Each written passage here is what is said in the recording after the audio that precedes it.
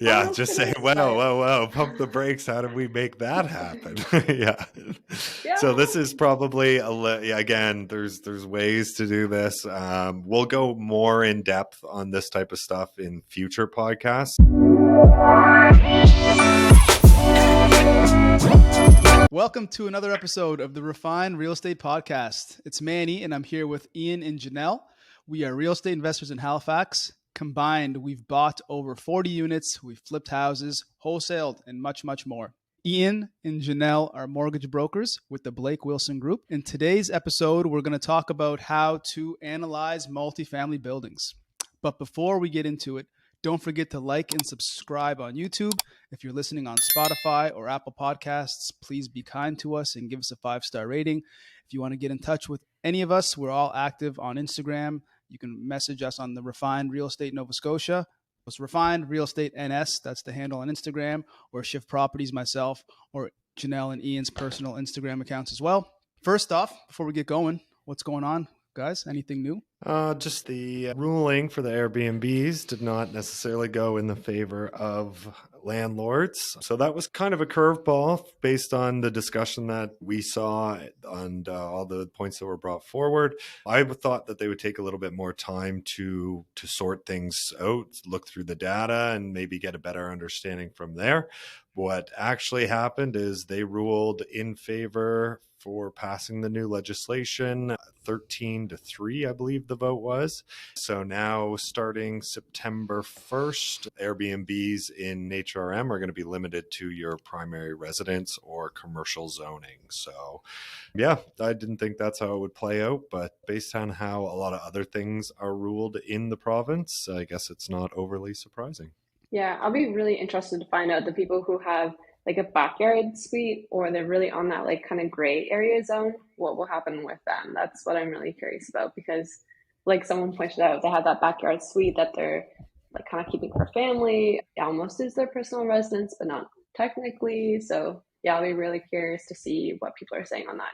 Yeah, this was not what we expected. It's not what we wanted to happen, but that is what's happening now, and we just have to deal with it. I don't know if Ian said it, but like we have all summer to deal with. We have Airbnbs. This doesn't come into effect until next September. Hopefully they change their mind about some things, but I'm not optimistic. But anyways, back to today's And I guess Go next ahead, summer, Janelle. I'm sure we'll see a wild addition of long-term units to the market. That's what's supposed to happen. So keep your eyes peeled for that one. Yeah. Before we jump into it, actually, I've seen some of these Airbnbs already being listed on Facebook Marketplace. And let me tell you, it's not affordable housing, not even close. Yep. But anyways, I digress. The quick tip of the week that I would like to share with you guys would be to go to the Refined Real Estate website, and you will see some amazing spreadsheets and just worksheets for you guys to take a look through. And in fact, at the end of this recording, we will have an offer to people that subscribe to our channel. And I think if you're a new investor or even an experienced investor, you will greatly appreciate what we're offering to you guys. All right, now we can jump into it. So analyzing multifamily. This is, me and Ian are pretty good at this, Woohoo. but by far, between the three of us here, Janelle is the expert. She has created spreadsheets. She is an Excel wizard. I have tried to do things that she can do, and it takes me roughly 10 times as long. It gets done, but it's not efficient by any means. So, Janelle. Or is pretty. Or is pretty, or is pretty, or is accurate. So it's not, we like to, anything I do, I run it by Janelle before we kind of go through it because this is her expertise. But seriously though, Janelle, what would you like to tell us about analyzing multifamily? Actually, before we start, can you tell us the difference between analyzing a residential and a multifamily building? Yeah, for sure. I have so much to tell. I would like to give a shout out to my engineering career that I paid $40,000 for to help me make spreadsheets. Very, very cost effective. But yeah, I know you guys flatter me. This is my wheelhouse. I love this stuff, analyzing deals, having the numbers dialed in. That's what I really love to do. One of the reasons why I started working as a mortgage broker as well. But so the difference between multifamily and residential, there's a pretty big difference that a lot of people, if you're a new investor, you probably don't know this, but if you're buying a single family duplex, if you want to get technical, we're going to first of all, in this podcast, we're going to call multifamily anything with 5 units or more, and anything with 1 to 4 units. So duplex, triplex, fourplex, we're going to categorize that as residential, or single family if you want to call it just one word. So the big difference is when you're buying a single family, duplex, triplex, you're looking for comps. How much did the house down the street sell for? Oh, it's a 4-bed, 3-bath house and that sold for $1 million. Well, that's going to sell for around there. Now, the big difference with multifamily buildings is that they're not evaluated as a residential property. They're evaluated more like a business. So we're looking at how much is that building making, and then we're using what's called a cap rate, and we'll get right into that to determine the building's value. So that's first question answered. Cool. That's good. That's great. That's one thing people don't understand, that there's a big difference. Even when you buy from people, I was looking at a 6-unit one time, just in the north end here of Halifax, and I was talking prices with the guy, and he's like, yeah, a single family sold down the road for X, so I think mine's worth this. It's like, there is no correlation between the two, sir. But anyways, it's good to get that cleared up, because they're analyzed very differently. One thing you said there that I think would be great for people to really understand is, what is a cap rate? We hear this term all the time, but like, what is it? What does it actually mean? Yeah, like, what is your definition of a cap rate? Yeah, so my definition of a cap rate, I'll have to put that definition together, but it's somewhat of an arbitrary value that you are using to either multiply or divide a number by to find the value. So it's a constant, I guess, if we want to refer back to math terms. But yeah, so it's cap rate. Typically, for example, in Halifax, we find cap rates, and it's expressed as a percentage, anywhere from 3 to say 10 to 12% as a cap rate. That's typically what you're going to find. Another term loosely thrown around is a multiplier. Now, this is what you'll most commonly find in businesses. I was actually speaking to someone last night at dinner, and we're talking about financial services business. And I asked, because this individual sold a company, shout out to Patrick if he's listening, I'll be honored. But he sold a financial planning business, and I asked him, when you go to sell that business, how do they find the value of it? So in that industry, they take their revenue or their net operating income, and then they're multiplying it by a multiplier. And every industry has a different one. So for example, for the financial planning industry, he said anywhere from 5 to 8. So for example, if that business is pulling in $100,000 that year, then multiply that by 5 to 8. So let's go in the low end of it. So multiply by 5, you get 500,000. That's how much that business is worth, and that's how much someone should pay for it. So equivalent to multifamily, we're kind of going on the reverse, where we're not taking that NOI, and we'll get into it. I'll write this all out just to have a better visual here. But instead of multiplying by 5 or 8, what we're going to do is divide by that percentage. Yeah. So to kind of simplify it a little bit further, cap rate is basically a relationship between your net operating income. So with your building, that's another term that gets thrown around quite a bit. So your net operating income is basically the income that comes in minus the expenses, and that's what your net operating income is. So it's the same as, again, like a business, a laundromat, a roofing company, or whatever it might be. It's the total income minus your expenses. Now, when it comes to multifamily world, it excludes all of your financing. So it has nothing to do with, say you bought the asset in total cash, or if you have 5% down, 10% down, it doesn't matter. It neglects that. It's just, how does this business operate? How does this building operate? That's your net operating income. So back to cap rate, it's the relationship between your net operating income and the purchase price, or the price of a building, or the potential purchase price of the building. So the cap rate is the relationship between the two. And now determining those cap rates and knowing what those cap rates are, that's the next part of this. So. Yeah. And I might even just jump right into an example, because I think people listening might really want to see this or hear this. And let's go through an example, and then let's talk about finding cap rates, because that will allow us to really dive into that one a little bit more. But so I came up with an example here, and this is not so much a real life example, but it's based off real life numbers that Ian and I know Manny, have seen in and around Halifax. So for this example, we're going to be evaluating or analyzing an 8-unit apartment building in and around Halifax. So I'm going to mention that this would be not on the Halifax Peninsula, and we'll explain why after. So first off, and also we have this great whiteboard here to show everybody. Hopefully you guys can see it, but if not, if you're listening on in your car or on your phone, then we're going to be telling them to you. So for example, we have 8 units, and let's go with an example that all the 8 units are being rented for $800 per month. So, which, as we know, in Halifax is well below market value, but we look at buildings all the time where rents are in and around that $800 range. So 8 units at $800 per month.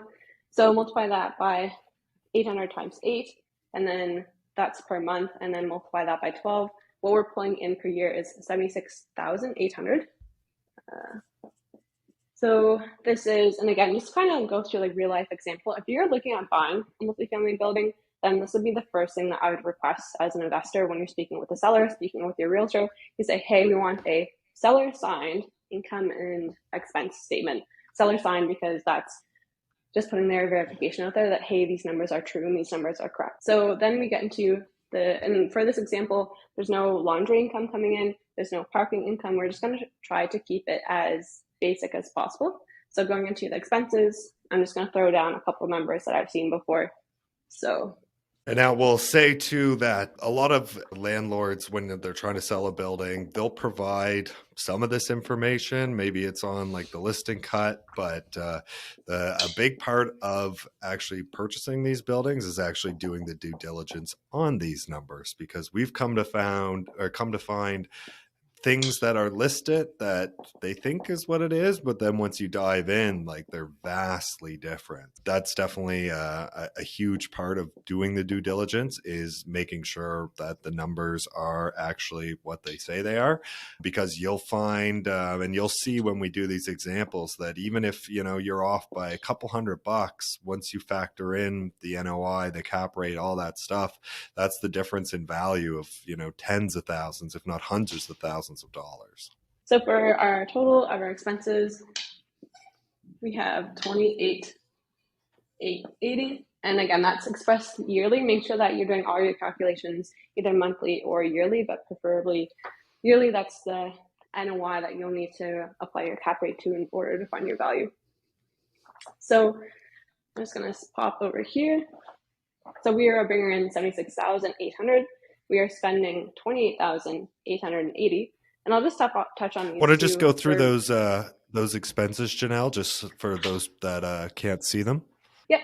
So property tax, I put down $4,750. This is pretty typical for Halifax, Nova Scotia. You have insurance, $3,500, heat, $4,800, water, $3,600. A lot of times water is a lot more expensive than you really know. And then we took maintenance costs as $2,822. Why so specific? In this case, I'm using a percentage of the income. So I took this $76,800, multiply that by 3%, and that's a typical maintenance cost. And then finally, the last expense here is management. So we took 10% for management. That's what we commonly see around here. I've seen it anywhere from 6 to 15%. And then if you're doing an Airbnb, maybe not anymore, then you could be looking at 20%. But typically for multifamily residential, 10% is a good number. So that leaves us with actually, let's double check that. That should be $7,680. But I think when I pulled my number, let me check this actually. And then you'll also see when, you got it.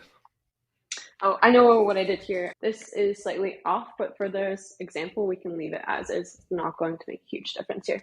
But yeah, you had a question, Ian, or a comment? No, I was just going to speak to some other things that you might not be incorporating in this example. Well, you just write out the next portion there. And that would be like your capital expenditures. So this is just like more of like an operating day-to-day budget. But if you zoom out from a larger lens and what your actual costs are going to be in this building, you have to factor in these large expenses like redoing the roof, redoing the windows, redoing a boiler system or a propane tank or whatever it might be. So you'll often see in examples like this that you'll actually carry a percentage based on how the wear and tear on the building, how old it is, but you might put in like another 3 to 5% for capital expenditures, or if the building's quite rough, you might just factor that into your evaluation as well. For And sure, sometimes exactly. when you're looking at the bigger buildings, they have other way more random little expenses that you probably don't even have to consider for, the smaller multis, marketing, accounting, bookkeeping. So there can be a lot of expenses that add up. But for this example, and for anywhere really between 8 to 20 units, you can kind of get away with pretty straightforward expenses like this. Yeah. And I would actually, if I were doing this now, when we get a deal and we're analyzing a deal, I will commonly include whatever costs they're providing me, because to their knowledge, those are expenses associated with the building. They'll sometimes include marketing, sometimes include like an admin clerk. And I do include those in my calculation for what the building is worth. To be honest with you, when I'm calculating the value after, I usually don't, because it's more associated with the operator of the building. The next operator may not need an accounting clerk or whatever that is. So something I missed here that is very, very common for large buildings is garbage. The garbage expense, that can be, right now we are paying for some in and around HRM. It's around $290 per month right now for like the big bin and a couple blue bins and stuff like that. So again, huge expense that you're not seeing with the single family duplexes, triplexes. But yeah, so moving along here, so we have 76,800 coming in, and we have 28,880 coming out. Again, that's not including your mortgage. This is just the expenses associated with the building. So if we take those 76,800, subtract 28,880, we get an NOI, or net operating income, of 47,920. Again, that's per year. So then we are getting into the cap rate part of it. So for this example, I'm just going to go through it and come up with a value, and let's chat about the cap rate and why I chose that. Maybe you guys can figure out why. But our cap, I chose 5.5%. So 47,920 divided by, again, make sure it's percentage, divided by 0.055. We get, actually, I'm going to write it back up here. The drum roll, please.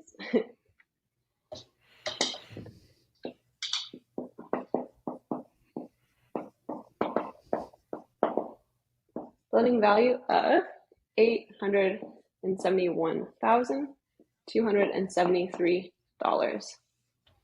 So that is what the building would be worth. Now let's chat about that cap rate. Why do you guys think I chose 5.5%?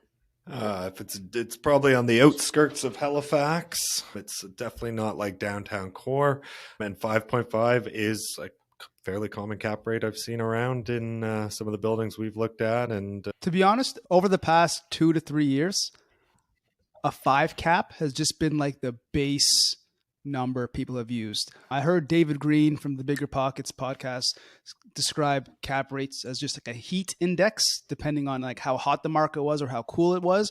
And as we all know, over the past few years, it's been very, very hot. And 5 has just been the number that almost market to market, everyone's been using. In Halifax, that's kind of what a lot of brokers, CBRE, a lot of these companies, they give out market reports. I don't know how often. I don't know if it's annually or biannually. It's annually. But it's annually. And they'll say like from city to city and sometimes even from spot to spot, like what the going cap rate is in that area. And that's kind of sometimes what people would use to get their cap rates. Yeah, yep. Those were all perfect answers. The biggest one I think that you guys touched in there is geographically. So the cap rate is tied to the area, and it can be as specific as saying from Spryfield to Dartmouth. That's how tightly knit these are. So as Manny pointed out, that a lot of these large commercial real estate companies are putting out reports. They're taking information that they're gathering throughout the country and figuring out the value of buildings, and they're coming up with typical cap rates. So you can find them if you just Google Turner and Drake like cap rate report. You can find that PDF. And as we discussed, we're seeing a lot of like 5 caps. And again, remember, this is a pretty arbitrary number, and it can be influenced by the appraiser that you're using. It could be It's influenced by the market, it's influenced by the area that you're in. And I'd say one of the biggest key points here is that the cap rate has an inverse relationship with the value. So if you have a low cap rate, so let's talk about like Halifax core, like downtown, you have a very low cap rate. Same thing for Toronto, like big metropolitan city, you have a low cap rate. So we're talking anywhere from like 3.5, 4. And then if we're talking about, say, like Stellarton, New Glasgow, then we're talking about having a high cap rate, like 10, 12, 13%. And just remember that when you're taking your NOI and you're dividing it by that cap rate, the smaller the number, the bigger the value. So just kind of going off the example of like Stellarton here, if you're dividing by a 10 cap, a large number, you're getting a smaller value. And the cap rate is also, we can think about it in terms of risk factor. You know, if you're buying a large multifamily building in the downtown core of Halifax, then there's lower risk associated with it. However, if you're buying that, like the apartment building in Stellarton, there's more risk associated with you have less rental demand, you have a different demographic of tenants. Those are just two examples to point out there. Yep. So now time for Ian's insight. So this is something that we're going to start incorporating. We each have a little bit of our own moment, but so for Ian's insight on this one. So here we are, we've now determined, okay, now if we can get a net operating income from a potential seller, we'd figure out roughly what the cap rate is for that area, then we can determine a value of a building. So that's all fine and great. But over the last, say, 2 years or so, you'll find out that this is what the value of the buildings are. This is what when you use the income approach, which is what we're doing to determine the value. But the list price we're seeing could be almost double this, almost, in some cases, just like completely off. So when we're out there looking for deals, when we pencil in, okay, here's the cap rate roughly for this area, here's the net operating income for this building, and this determines the value of the building. If we're out there looking and we can find these types of opportunity where the asking price is pretty close to what our income approach is determining it, that's kind of when we start, okay, this could be a good deal. Let's start going after it. So great point. Exactly. Because I think a lot of listeners might go on Viewpoint and they might try to do this, and then they're probably going to get a number that's way off, and they're going to be like, what is going on? And that, to be honest with you, that's exactly what we were saying. And that's why I know a lot of more seasoned investors will look at those prices and be like, that doesn't make sense. That can't work. Because we haven't even figured into the numbers here, the mortgage payment. So a lot of buildings would technically be underwater, and that just led to a lot of people putting hefty down payments down. So then I guess another check that we do here as well. So NOI, yeah, definitely a great way to determine value, to see if it's a good thing.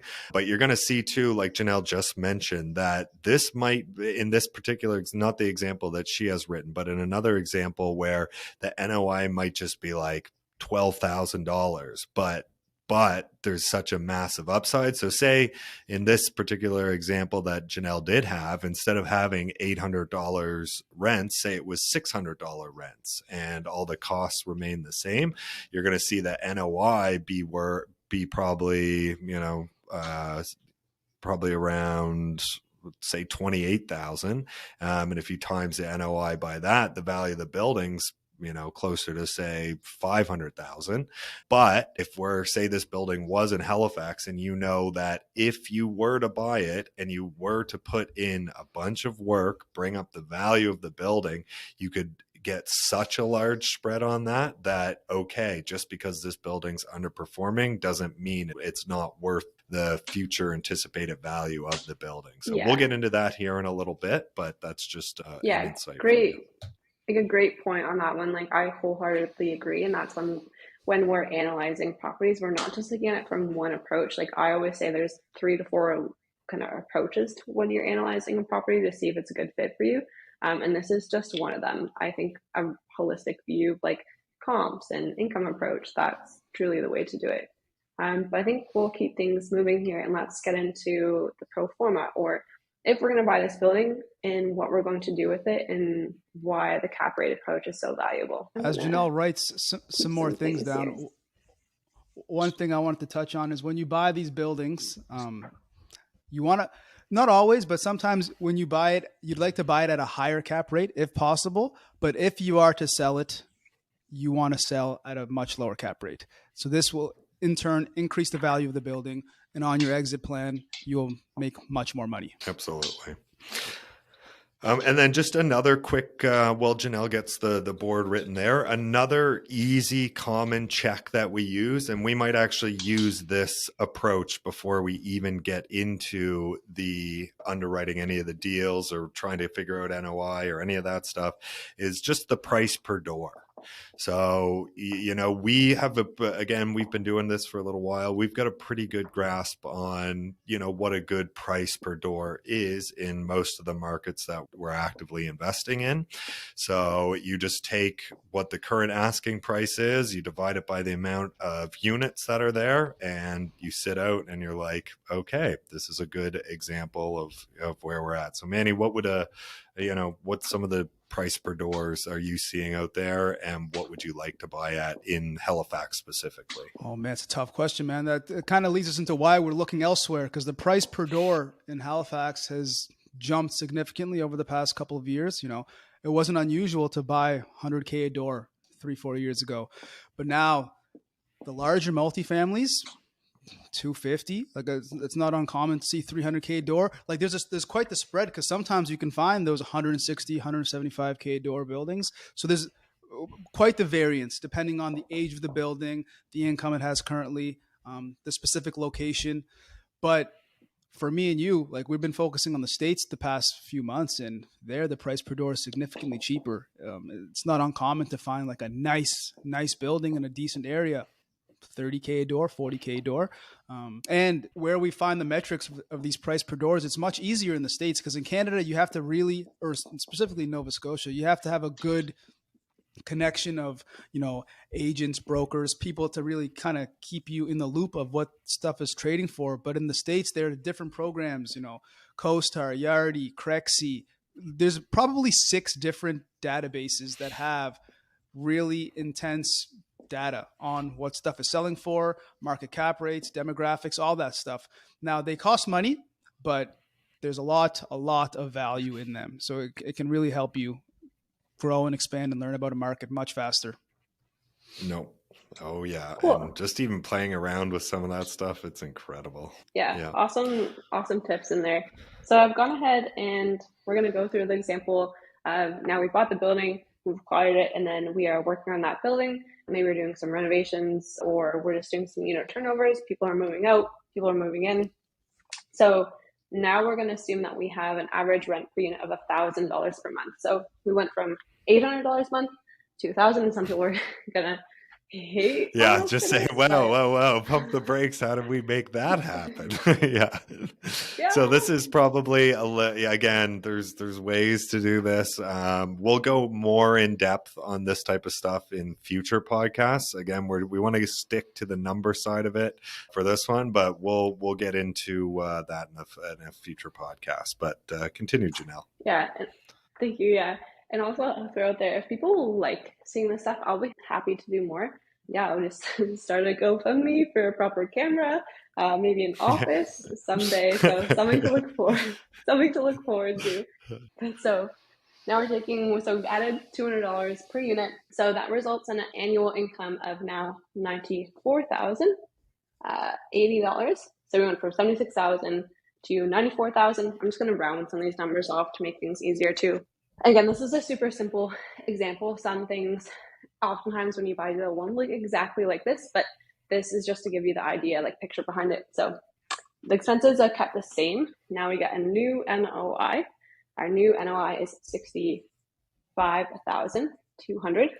Our old NOI was $47,920. Now we do the same exercise that we did before. We have a cap rate. We're going to keep it constant at 5.5. And if we divide $65,200 divided by 5.5% or 0.055, we get a new value of $1,185,447. So by adjusting that, so we added $17,000 $17,280, and our annual NOI. And if you divide that by 5.5%, equals an additional value of $314,175. Again, same number. If you were to take 1.1 million, take away 871, that's the additional value created by doing that. And that's the beauty of real estate, just that this is amazing. And just for another example, why we like the larger buildings, because let's say you bought a 100 unit building, increased the rents by $100 and did nothing else. At a 5 cap, you added $2.4 million worth of value. So everything Janelle spoke about in this video so far, it's really hard to compress analyzing multifamily in a 30-minute video. We could talk about this for hours, but high level, You want to increase the NOI, you want to decrease the expenses, and ta-da, you're making money. Yeah. So to put to reduce that even further. So again, for we'll say an even 5 cap. So at a 5% cap rate, for every $1 of value $1 of value you can either add by, again, increasing rent or decrease in expenses, that adds $20 of value. And it's not going to take you, $18 to increase that $1 of value. It's going to be substantially less. So again, in that situation there, Janelle, did you do a renovation budget or anything like that? Or just like say we were to throw one out? Yeah, we're just going to keep it. Yeah, we're just going to keep it simple for this one. I think a 30-minute podcast, it's going to be a little bit difficult to get into that, and talking with the BRRRR strategy. I think this is good for right now. But a really great point raised by that. And the other thing that I want to mention, this is a really great strategy for helping you decide renovations. If you're going to do renovation, for example, in this one, what if we took off in our expenses, took off the $4,800 for heat annually that we're paying for oil? And what if we added heat pumps? What if we spent $60,000 in heat pumps? Now, if we reduce that expense, and you guys at home, you can do the math on it, take that $28,800, take away $4,000 annually, your NOI, actually we can do it right here. Our NOI is for $69,000. Let's just do some quick math right here. So 69,200 divided by 0.055. Our building is now worth 1.258. So that's a great way to determine, should I do this? Should I switch over? I see that a lot in the Facebook groups on for Halifax. People are saying like, hey, should I switch over to oil or do electric heat or what? So this is a great way to figure it out. So I think our plan is, there is so much more to all of this. This is the most basic, simple, 30-minute video that we could throw together for this. If you guys want us to go in depth on anything more in particular, again, you have all the ways to get in touch with us. We would be happy to. We're going to keep unraveling some of the information that we know with the multifamily stuff with this. So again, please reach out. We're happy to go more in depth with any of this stuff. Yeah. And that's tied on to that. Why do we know this? What is our experience? We've done this. We have bought the properties at this cap rate and added the value. There are a lot of renovations, mind you, but really increasing the value of the building and gone to refinance it. And the strategy, it absolutely works. Is it tough to find a deal? For sure. And this is stuff that we all learn together. Me being a big focus on this, but learning through podcasts, learning through online forums, learning through speaking with people who've done it. So hopefully, and I spent a lot of time in this. I spent probably 3-4 months just diving into this so hard, and then doing it for the last year, 2 years or so. So hopefully this saves you guys a ton of time trying to find this information. So hopefully it's really helpful. And if you guys enjoy it, let us know, because we can go even further.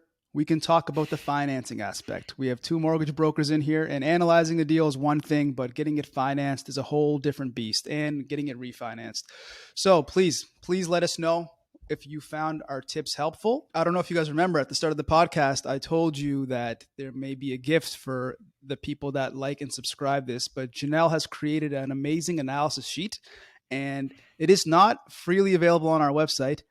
But if you like and subscribe and you can prove to us that you have, we will email to you for free. And I have used this sheet to analyze every single deal that I have done, and it has helped me a lot, saved me some time. It makes my mortgage broker happy because all the numbers are clean, everything makes sense. But yeah, you will really appreciate it. Yeah, so anyone who wants these numbers, I'm not sure how good the video quality, again, the GoFundMe campaign is starting. But anyone who can't see the numbers, hopefully, obviously you hear them. But if you do want a copy of the sheet of this exact deal, and you can use the sheet for all your future deals, send us a DM on Instagram with a screenshot of you liking, subscribing to the YouTube channel, and that you're a follower on our Instagram. If you don't have Instagram, then just follow on YouTube and just send us an email. You can find our emails online at refinedrealestate.ca. Thanks for listening again. As always, hit the like button and subscribe if you are listening on YouTube. Leave us a comment. We'd love to hear from you. If you're listening on Apple and Spotify, give us a 5-star review. Thanks for listening to episode 7. 7? Yeah, this is 7 in already, guys. Thanks for listening to episode 7 of the Refined Real Estate Podcast. No, what are you trying to make it? Go ahead. Yeah, the last thing I have to add is this is Professor Pouchet. So if you guys like this, we'll have a round of Ian's insights, Manny's moments, Professor Pouchet. So yeah, hope that's my thing. Awesome. All right, thanks guys. See you next week.